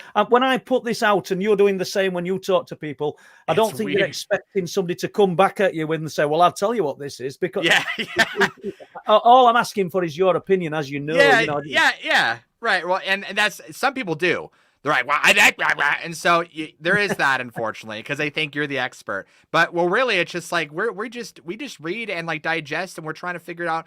I think the hardest part, man, is that you have all this weird data, and some of it conflicts, some of it doesn't, and you got to try and like piece together like, what is this? And it's like you said, the lights, and then like, well, how does that correlate? Why are they around cemeteries? Why are dogmen around cemeteries? Why was this light in this one story going into this dogman? What is that about? Does that mean they're spirit? Like, you start asking all these questions, and you're like, okay, what does this conclusion lead me to as of right now? I don't know. Maybe the only thing I could think of, I don't know if I'd even call this an opinion, it's more just a theory, is that maybe we know that we, as human beings, and this is no matter like what you believe, that as we're alive, we emit energy, we emit a frequency. And I don't know if when we die, when our bodies stop working, I'm not talking about the spirit, I'm talking like when our bodies stop working. Like, remember, energy is neither created nor destroyed. So where does the actual energy come from our body? I'm not talking about the spirit. I'm talking about the like, where does, like, what is that? Does that energy integrate? Like, does that stay in a graveyard? Are entities attracted to that? I don't know. Nobody knows. No, but this is the whole reason of the question. You've just thrown something out there that will resonate with some people. Do you have any stories or accounts of these things seen around burial mounds and earthworks? Yeah. Actually, a lot of it pertains to the South and the Southeast. For whatever reason, man, it's like the Midwest to the eastern portion of the United States. And I mean, if you look at a map, geographically speaking, like, you're talking about like dense woods. So, I mean, it makes sense that a lot of this like weird stuff is like really heavily populated around, like, I want to say like eastern Texas, kind of going up to like Michigan, Minnesota, kind of, and then just going all the way over east for our country. Now, to bring that background to burial mounds, yes, there's many stories I've come across the years where people will be in the woods, and specifically in this area, that's why I mention it. They come across burial mounds. They report feeling really weird energy, or like they shouldn't be there. They're being watched. They felt really aggressive energy, really negative energy, or they have an experience, or they see a dog man, or obviously, there's many stories, mind you, from almost every native tribe here. They all have tales that are very similar. There's certain areas that they tell people, hey, don't go in this area. It's not safe. It's this thing's territory. Don't go there. And of course, us white Europeans are like, yeah, whatever. Like, we got it. We're cool. And sure enough, we have experiences. And they're like, you idiot. Like, we told you, like, we've been here longer than you have. Like, duh. But people are like, it's just folklore. I'm like, I could believe that if it was like a story or two and it was a tribe here and there, but every single tribe has story after story. In fact, years back, I got a chance to talk to several of the it's not like I actually went to the tribe, but I mean, I got a chance to talk to several of the people. So up north, there's the in Washington, there's the Yakima tribe, and then south, there's the Warm Springs in Oregon. I've talked to many people from them. And they all just talk about this stuff like it's matter of fact, like it's as real as like a bear being in the woods. It's not anything like, oh, we don't believe in that. And it's not just like, hey, we believe, we all have experiences. This one guy told me about how their camper got like attacked by Bigfoot. And he's like, yeah, there's just certain areas you don't go. So and again, are they open with anybody, or is it, do you have to get to know these people? Do they keep this to themselves, like their communities? It depends on who you talk to, really. If you're just talking to, like, you know, I don't know how to describe them, like, I wouldn't say kids, but like, you know, younger people, like I'd say anyone under 30, they're generally more open. Yeah. But older people, especially like who hold higher ranks in the tribe, like they're a little bit more reserved about it because, like, number one, they just don't like telling outsiders about it, and number two, which this I get this, that they don't want to talk about this stuff because it brings attention to it, and it brings attention to them, and so I totally understand that and I respect that. So, do you think by talking about these things, we potentially evoke an encounter? Do you think people who go into the woods, go into the forest actively looking for these things are more likely to find them? And that's not as silly as it sounds, because you think, if you go into a forest looking for a bear, you potentially, if that's what you're looking for, you're going to find it. But this is different. These things are different. Do you think that? Do you think the thought process can bring these things through, just like CE5 say? And is it the same as when people use a Ouija board, and it's the concentrated thought process that connects with this unknown other? Are all these tools that people could be using? And I'm not advocating the use of the Ouija board, by the way, people. I just think it's a tool that people have used, and they have connected with this unknown other, most of the time with sort of not very good consequences as it starts to grow and manifest. But have you any views on that? Yeah, so that's actually, again, a really, really good broad question. Let's start with the first portion. I got to rewind in my head. Remind me the first part of the question. I'm just. Oh, yeah, that's right. Yeah, going to the woods. And okay, yeah, that's right. So, this is kind of the conundrum we're in, because it's like people will say, okay, well, talking about this stuff invites it. Fair enough. Like I hear that. On the same token, I have gotten, I don't say stories, but I've had people who've never had experiences who are skeptics who write to me. They're like, say, listen, like, I listen to your channel, you know, pardon my French, like, but everything you talk about is bullshit. Here's why. You know, I've been a hunter my whole life. I've had friends and family who are hunters. It goes back. I've been in the woods my whole life. I've never seen anything weird, never encountered anything weird. Yeah, you're full of shit. Pardon me, you know. And I'm just like, dude, I don't know what to tell you. Like, I like, what do you want me to say to that? And so I've had those kind of interactions many times before. I've seen people who are just like, you know, I've gone looking, I haven't found nothing. And again, I think that's why it makes it so interesting, because it's like, why is it that some people who've literally been in the woods their entire life have, like, that they can't make an experience happen if they wished it into exist. Like, they cannot, no matter what they do. And then you have some people, they take one step out their back door, and then, like, you know, they see 3 dogmen, they're accosted by the men in black. Like, it doesn't make any sense. And so it's like, okay, maybe there's something deeper at play here. Is this, you know, is there a spiritual aspect? I don't know. I can't answer that question either.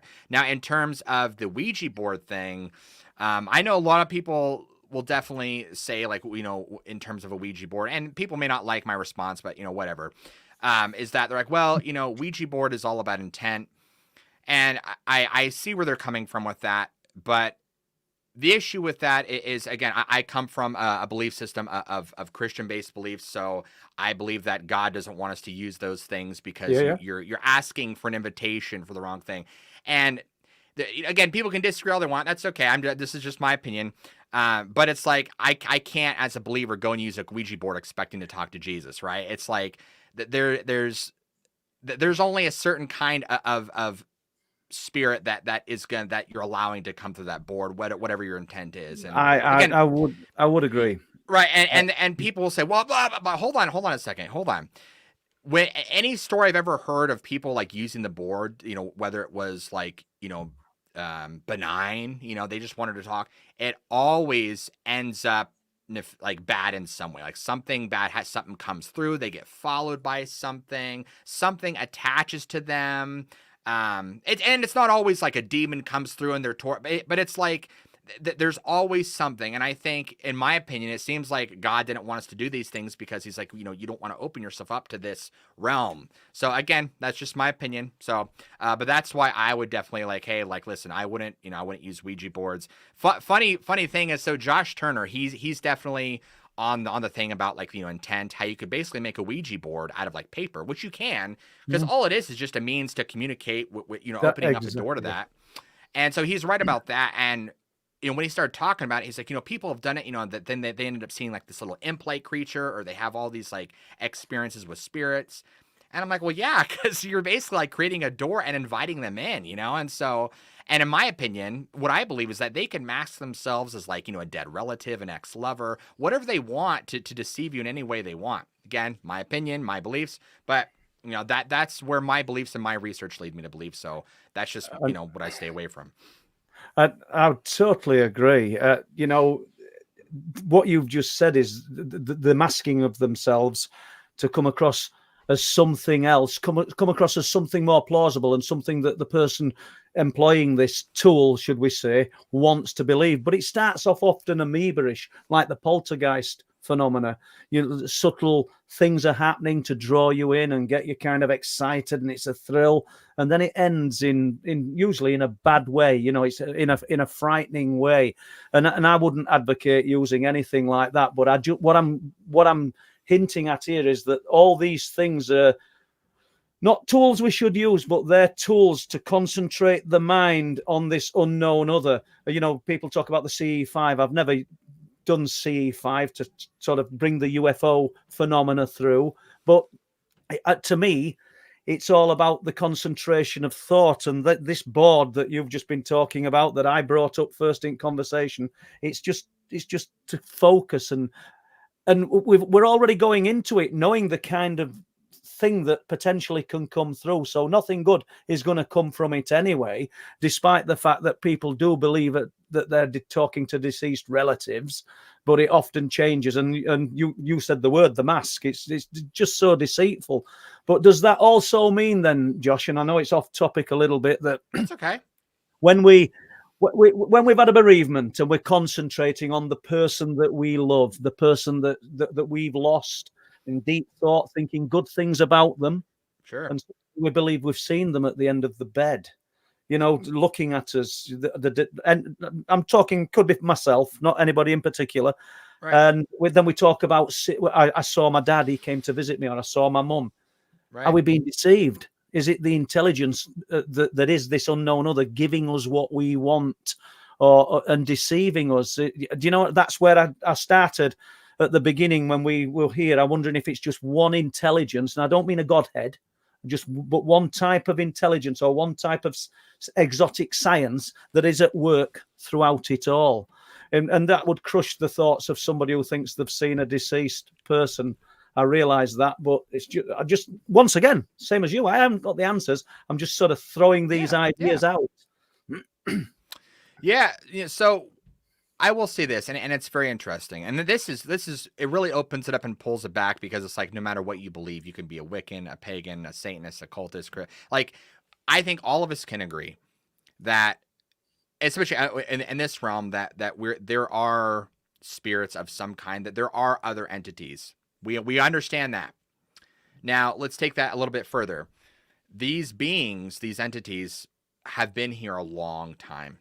And far back, and as far as I know, these entities, spirits, don't die, right? That they're beings. They're, from what we understand, is eternal. So, with that said, you have to also understand that these are beings who are intellectually and almost in every way far more advanced than we could ever. I mean, it's literally the equivalent of and this is probably, I'm probably drastically understating the level of intelligence between us and them. It'd be like a Harvard professor manipulating a 2-year-old. You know what I mean? And we're the 2-year-old because we're so arrogant, and we think, and they're so far above us that it's like they could manipulate us in any way they want. They could deceive you. And again, they've been here for a long time. They know everything about you and your life. And so it would make sense from a spiritual standpoint to deceive you and to trick you into things. Yeah, for their own gain and agenda, obviously. But I know that's probably a crappy answer, but no. I don't really know how to summarize that. But I don't. There isn't a right answer, really, Dominic. Is there? You know. That's what I was gonna. Okay, so like I don't know how many of you out there like have like looked into the Book of Enoch, and like ancient Sumerian texts and stuff, but obviously like pre-flood and some of the stuff that was going on, these angels, these beings, whatever they were, like they were teaching mankind astrology and like warfare and all this stuff, and it's like, what are these things? You know what I mean? And again, this is pre-flood. So it's like these things have been around for a long time. They understand the human condition to a level that we can't even. So the idea of manipulating and deceiving a human being is like, that's nothing to them. That's like the easiest thing. They probably laugh at us because of how easy it is and how stupid we are as a race and gullible. Now, to what degree, like how does that show, and like what does that look like? What do they use? We don't know. We don't know. Yeah. And you talked about the angels. So what would you say to someone who believes that the Bigfoot is some kind of descendant of the fallen angels? That's interesting. Yeah, the Nephilim, right? Well, again, this is where the conversation gets really interesting. So, I find it very interesting as a believer that the Book of Enoch became a part of the Apocrypha. And I understand why in the context that, like, okay, like we have the Protestant Bible, which is, it's not about all these things. Like if you think about the Bible, is really just about, the fall and reclamation of Israel and obviously the gospel of Jesus Christ. So everything besides that's kind of irrelevant. Even though there's lots of things historically that were going on that don't pertain to that or that area. And we know that, like we look at ancient texts, there's other things going on. And I'll get to the Book of Enoch here in just a second. But one thing what's also really interesting too is if you look at Genesis, and you get to like post Adam and Eve, and you have Cain and Abel, right? And Cain kills Abel, and God puts a mark on him.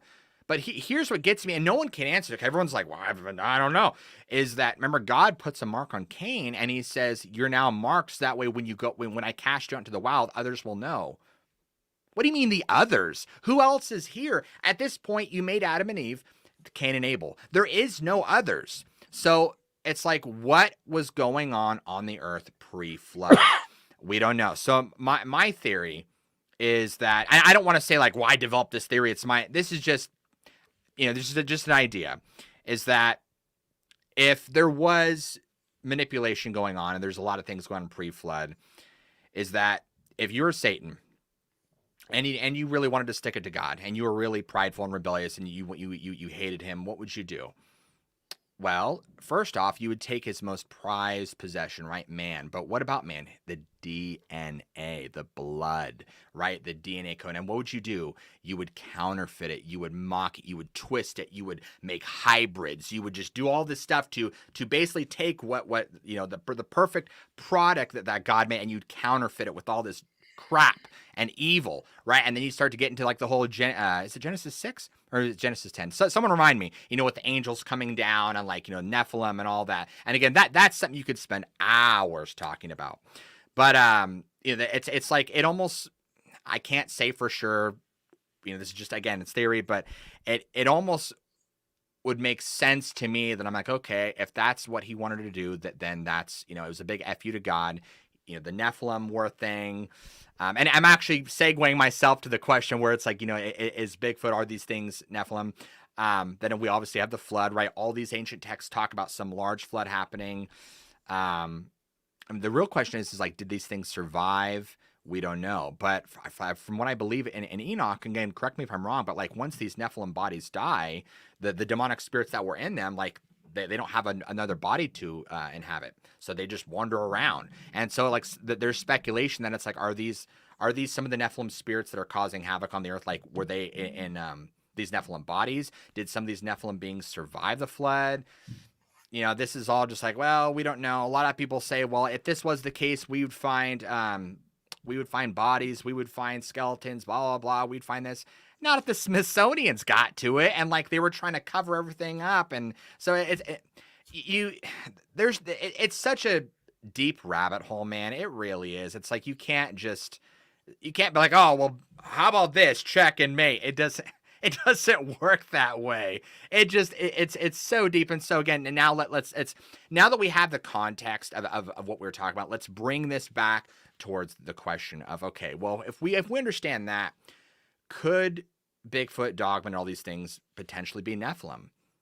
I will say yes. It's possible. I've heard of many people, again, kind of going back to the Dogman thing, where people talk about Bigfoot being a spiritual entity. There are many native stories about this. I know Josh Turner has shared many stories about where eyewitnesses would say that like they see portals open, like Bigfoot come out, and obviously Skinwalker Ranch has a lot of stories that are similar to that, where people see Bigfoots coming out. Like, what's that about? So are people shooting them and there's no blood, or they just vanish, or they cloak? It kind of supports the theory that, like, yes, there are spiritual laws they have to follow. They come into this world. While they're here, they have to obviously abide by those rules, right? So they become, I don't know if it's because they become more physical or how that works, but obviously they leave behind footprints. They leave behind hair, scat. They eat, right? So it's like there's that. I don't know. It would make sense just because of how intelligent they are. I mean, obviously they came from somewhere, and everyone says, well, a lot of the tribes say, well, they've been around for a long time. I mean, like you start like listening to this stuff, like, okay, well, what else would it be then? If they've been here for a long time, same with Dogman or Cynocephali, they've been here for a long time. What else would they be? Maybe it really does go back to, so that is probably the most short and condensed way I could discuss all that. No, so thank you. Yeah. What would it take, in your opinion, Dominic, to constitute proof that, because like we've battered this one to and fro, we're all sort of clutching at straws. What would it take for us to have real proof? Would it take to have one laid on a slab in some, I don't know, exhibit that we could look at and there's no denying it? Sure. Well, first off, you'd have to make sure it wouldn't get confiscated and that it wouldn't, you think like let's say that somebody, okay, like let's all be real with each other. Let's say that somebody out there shot and killed an adult Dogman or Bigfoot, right? Threw it in the bed of their truck, drove into town and showed the entire town, hey, like, listen, like I killed this thing. What is it? And you would automatically assume that at that point, the amount of pictures and video that would be taken, that would start circulating around. But then you start to wonder, if that was the real deal, how quickly would that be concealed? How quickly would that body be taken? How quickly would those images and videos be taken down? But that wasn't your question. I'm just saying like that's probably a real scenario that could happen. Now, if you're asking like what would it take, it would take for that to happen, and then for that body to actually be seen by a ton of people, for it to gain national news, and for it to be announced. But that won't ever happen. They won't ever acknowledge that, at least for now.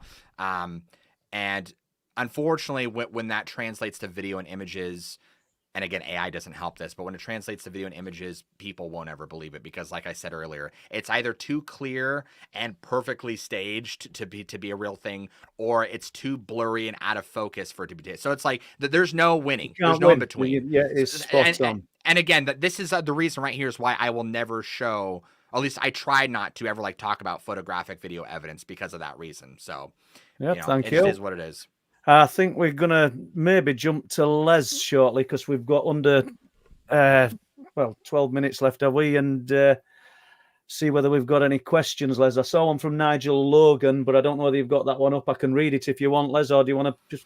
Les, do you want your microphone on? I think we've got part of the question here from Nigel Logan, as you say, Paul.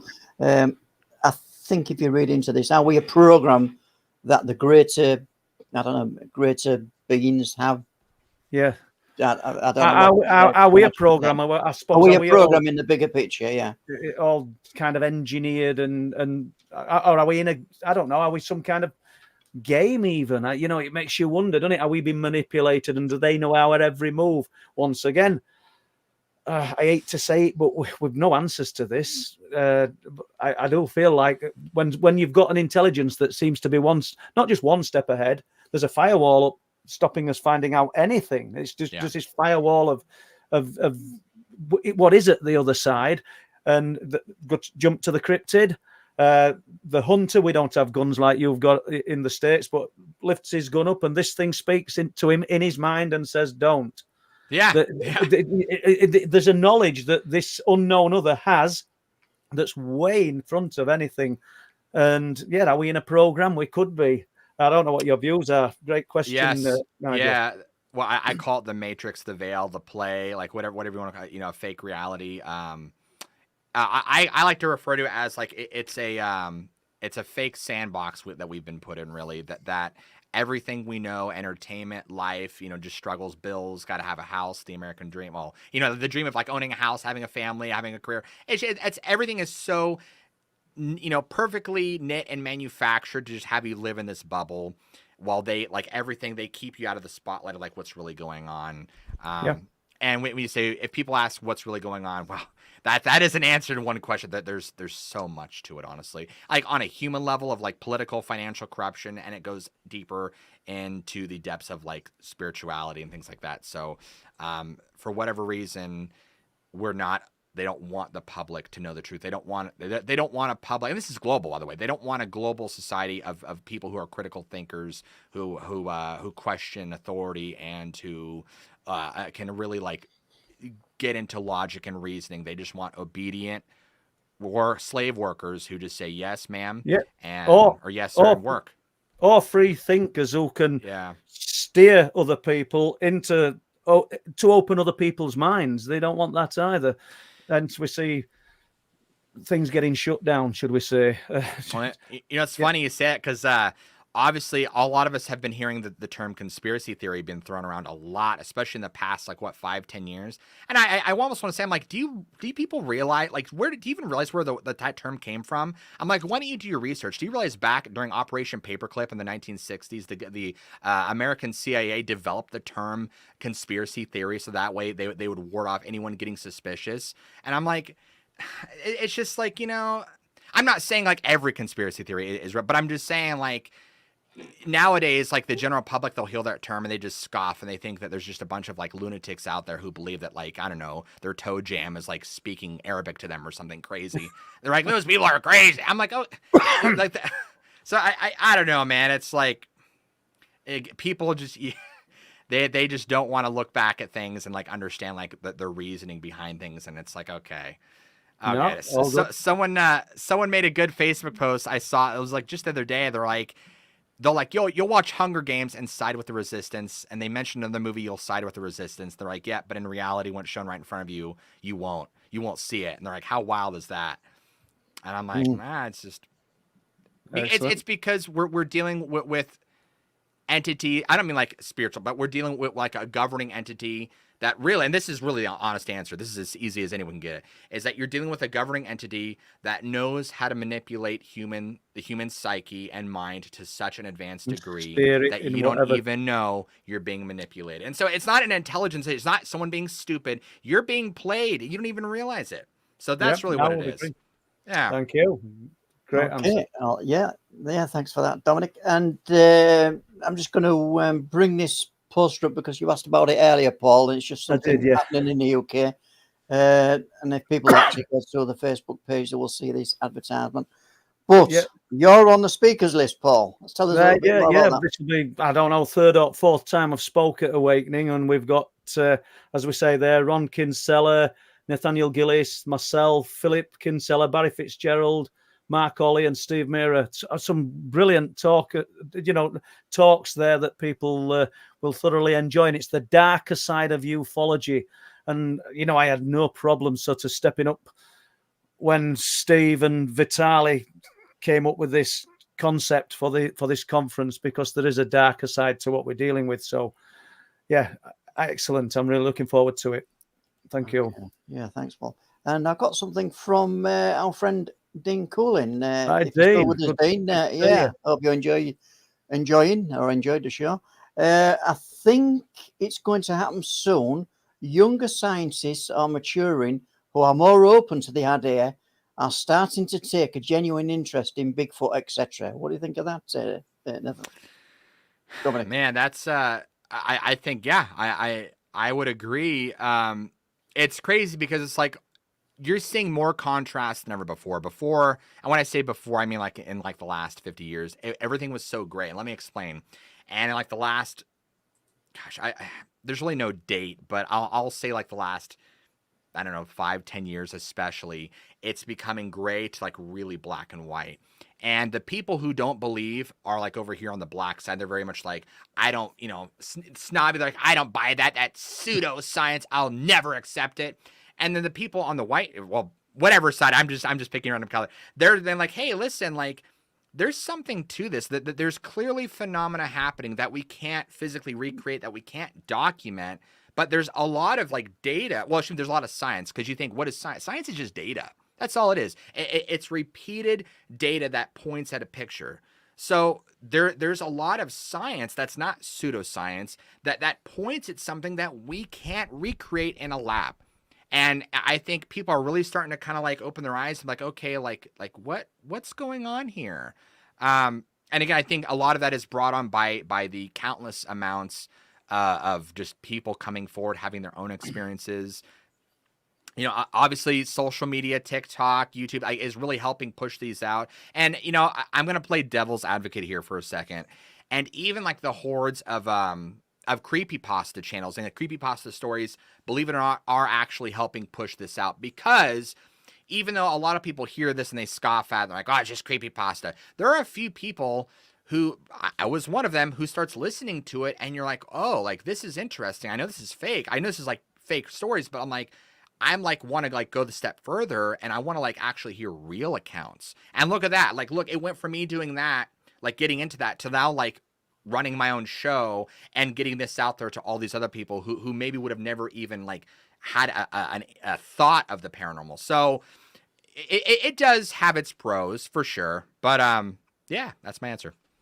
Well, thank you. Do we have time for another question, Les? Well, I got a question from me, Dominic. Yeah.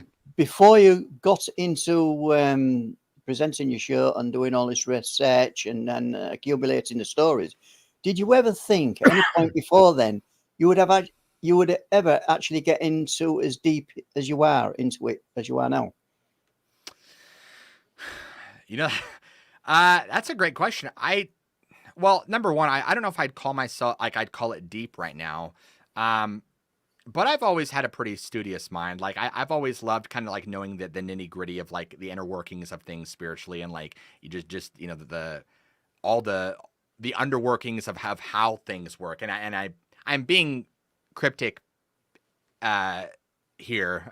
I kind of want to talk about Freemasonry, but I'm like, well, I'd rather save that, because I can go off on that. But just like that, like yeah. Ritualism and Freemasonry and how all that connects to the spiritual side of things. So no, I really didn't think that my channel would get to the degree it's at, talking to what it's doing, to the level of people that are seeing it. I mean, you got to remember, like the topic, what I talk about, not just the paranormal, but like monsters in the woods, that is such a sub niche that like the majority of people would just be like, you're kidding, like monsters, give me a break. And somehow I've been able, I don't know how, I've been able to like make it, package it enough for a general audience to like get into and like start like, wow, there might be something here.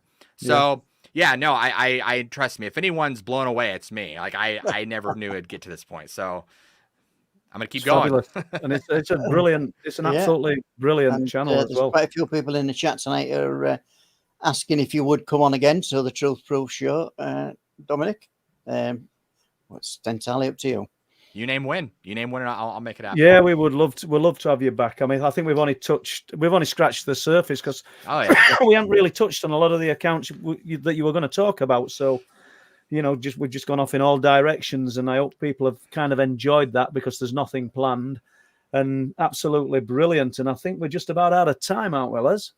Yeah, we just about got there, and I got to thank you as the producer of the show, Dominic, for coming on and being a great guest tonight. And thank you. You've enthralled a lot of our people on the stream who've tuned in tonight as well. Yeah, thanks everybody. It was a pleasure hanging out with all 160 of you. Oh, all right. Thank you very much. Brilliant. Yeah, it's great of them to give up the time to actually join us, and I kind of found it flattering, Dominic. Yeah. Well, I think that, you know, we've got people on and including you, Les, and myself, and talking about things that they're interested in. It's as simple as that, and it just shows the reach that this subject has. But from me, as far as I'm concerned, I'm just going to say thank you very much, Dominic, and look forward to talking to you next time. Likewise. Yeah, thanks, a couple everyone. of names to shout out. Yeah, a couple of names to shout out. T.A. Kili Havari, the Sheepman 2020. Thanks for the monetary contributions for tonight's stream. Thank you very much. So on that note then, so it's bye from us. It's definitely, we'll be on next week, Paul, will we? We will, yeah. We'll be on. Yeah, we don't know what's going on. But 21st, join us on the 21st for all the speakers who are going to be at the Awakening mini conference in February. Yeah, we're going to have a panel talk on 21st. We're going to have a panel talking on that one. So that will be good, and I look forward to getting Dominic back on. So, like I said, from me, good night. Good night, and good night from all of us. See you next time. Bye.